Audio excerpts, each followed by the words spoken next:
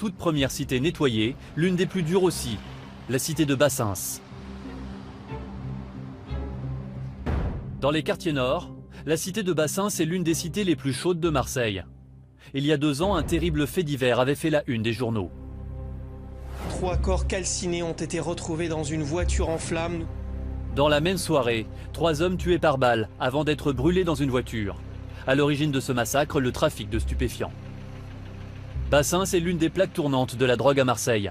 Les dealers sont ici chez eux depuis longtemps et ils ne se cachent pas.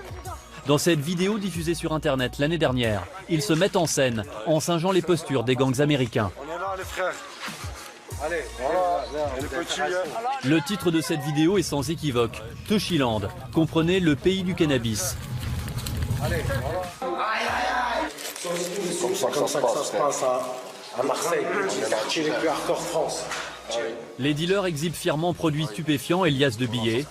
Dans leurs mains, plusieurs milliers d'euros. Pour ces jeunes, vendre de la drogue est un métier. C'est un métier, faut être sociable et commercial. Faut garder le sourire.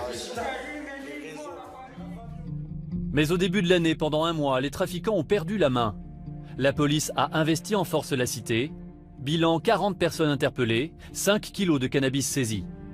Alors où en est-on aujourd'hui ?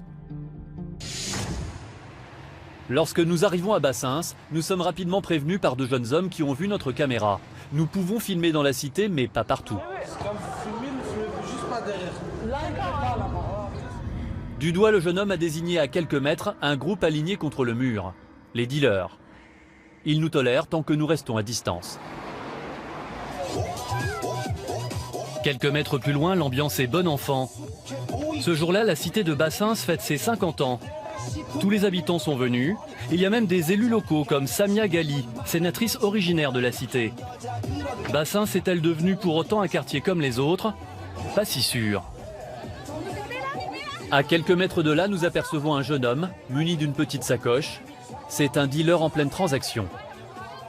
Personne n'y prête attention, un peu comme s'il faisait partie du paysage. À Bassens, la vie a donc repris comme avant. Les habitants cohabitent à nouveau avec les trafiquants. Est-ce que les opérations de police récentes gênent les trafics? C'est certain. Mais dans les cités dans lesquelles nous avons enquêté à ce jour, les dealers semblent avoir encore le dernier mot.